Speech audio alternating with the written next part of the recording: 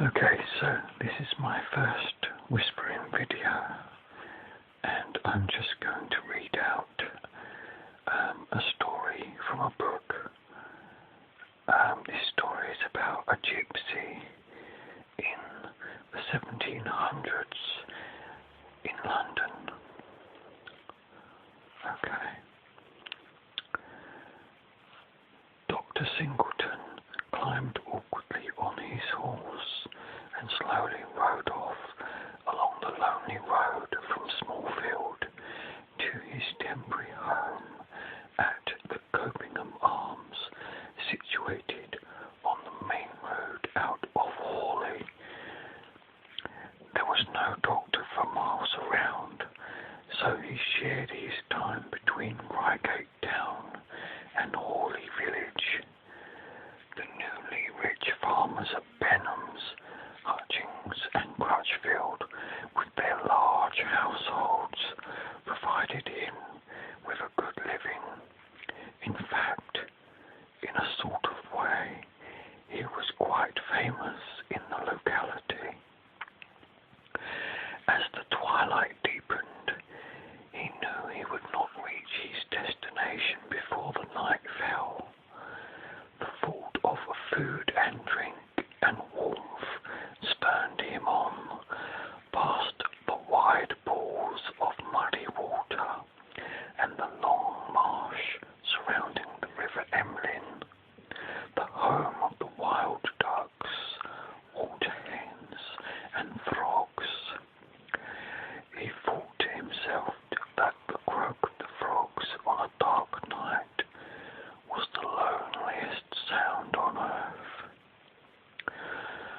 On his right was a thick forest, stretching all the way to Langsholt, and no other house in between except the tiny cottage of the Jordans, near where the road ran out to the old trackway from Balcombe. He hated this road, and the loneliness of the silence affected him strangely, and particularly so tonight. The wind rose and whined through the trees, and here and there branches creaked or broke. Even his trusty horse was startled and constantly shied at the noise and the tension. Singleton had a strange feeling that something was going to happen. Every corner seemed to hold some hidden danger. Then, without warning, it did happen. Two shadows moved from beneath a wide spreading oak tree, stood in the middle of the road, waiting. The doctor tightened his grip on the whip as his horse slowed to a walk. "Now, my good men," he said slowly but loudly, "stand out of my way. I'm in a hurry to get home."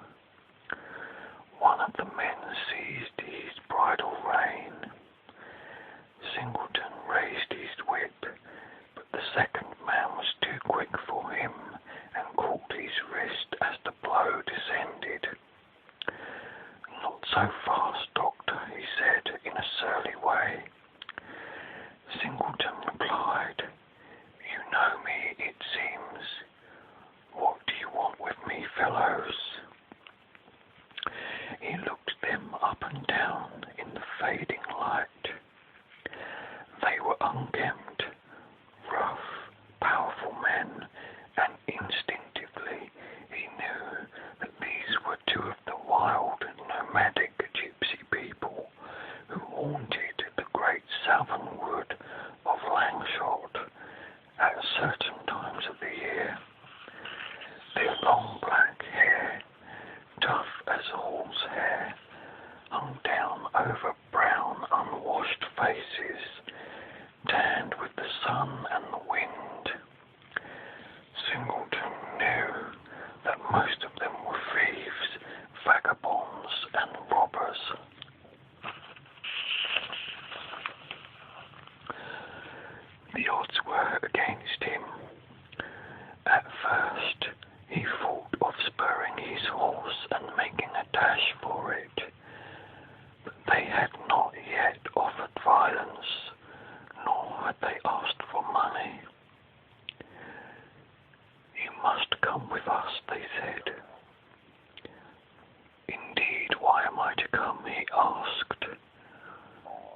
Queen's orders, was the reply.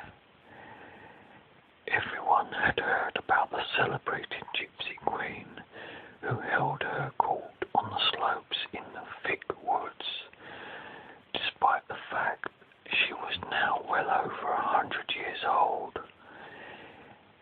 He made up his mind quickly, partly from fear, but more from excitement. Very well, I'll come with you. They led his horse into the woods, where he did not know his way, but for the skillful leading of his guides.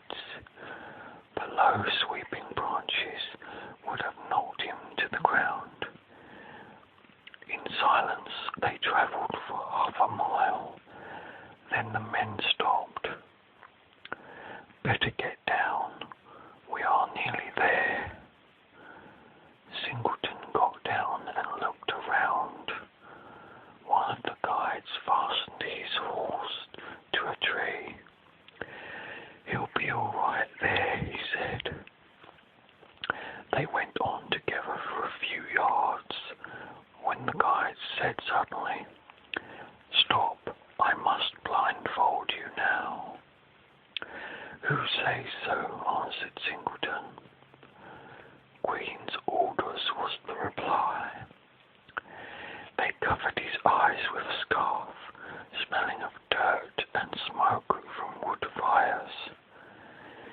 They led him on, stumbling forwards as best he could. But suddenly he heard the sound of muttering, drawing nearer and nearer. There were fires too. He could smell the burning wood and smoke. A moment later, the scarf was taken away. In front of him was a huge fire, and behind, in the shadows, was a roughly built hut of branches and thatch. On a bed of leaves lay a woman, a gypsy. He could not possibly tell her age, but he knew instinctively what was the matter. She was in the grip of a high fever. She tossed and turned and called out strange words that Singleton had never heard before. He forgot the gypsies and his personal danger. He bent over his strange patient, listened to her breathing, and felt her pulse. Then he gave her some strong powders and made her more comfortable. He turned, and just behind was the gypsy who had been his guide, and who was not left his side. "Who is she?" Singleton asked. "My wife," answered the gypsy. The doctor produced a bottle. He prepared medicine for the morrow and gave it to another woman, obviously the wife of his other guide. "See that she takes this," he said, doing his best to make her understand. The two men looked on without a word. When the doctor had finished, they came towards him. "Queen will see you," one of them said. He walked away, and Singleton followed unbelievingly. For the Queen, in her old age, saw only fellow gypsies, and only a few of them. Before another wooden hut, a huge fire burning day and night. By its glare, the doctor saw the weirdest figure he had ever seen in all his life.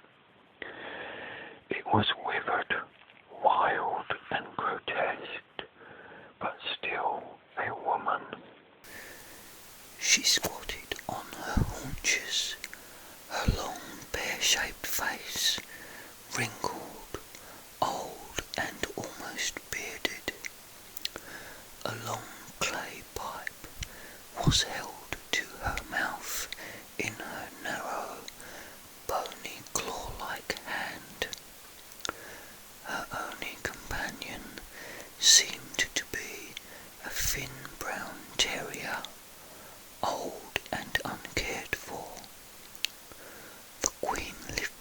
small bright eyes towards him without a word.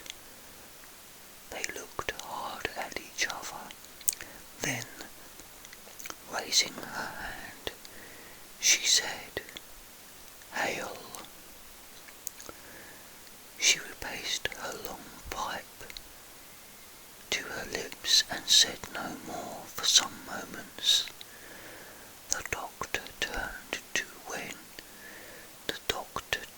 to go, when suddenly she called out, "Summer, winter, night and day, you are brother of the Egyptian peoples."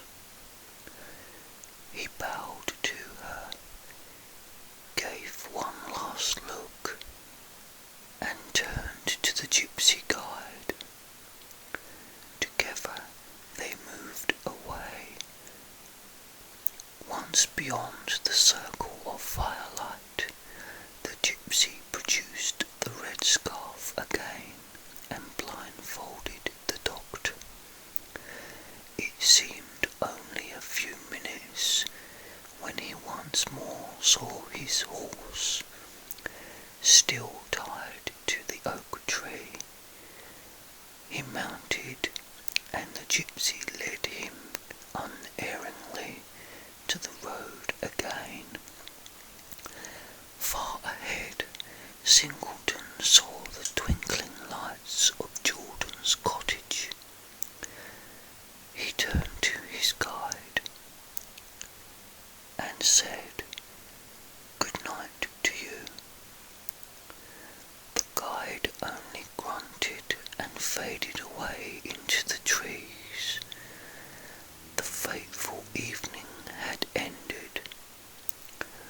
Dr. Singleton had seen with his own eyes the famous Queen Margaret Finch, 106 years old, a misshapen old hag, almost unrecognisable as a human being, but one of the most famous characters of that age. So his tale was told, but nobody believed him, of course. All his friends thought he had been drinking too much of his beloved French brandy, or else it was the marsh fever so many people caught at Hawley. 3 years later, just after the death of the Queen at the age of 109, the doctor and 3 companions were travelling down the Bonehurst Road to the Chequers in the dusk of a winter evening. Suddenly they were set upon by a gang of thieves, dragged from their horses and held while all their money and valuables were seized. Singleton, in particular, was carrying a lot of golden sovereigns, and he gazed at them in dismay. Then the memory of the November night 3 years ago came to him. "Hold," he cried. The shouting and struggling came to a halt. Queen Finch said, "Summer, winter, night and day." He got no further.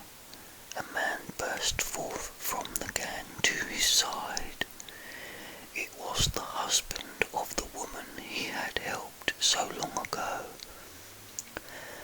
Turning to the gang, he called, "Put it all down." The robbers obeyed. At once, and every single thing was placed on the ground, and without a sound they disappeared into the forest. The old doctor smiled. his story. They mounted and rode slowly away. He looked back and there was nothing to be seen, only the shadows and the sound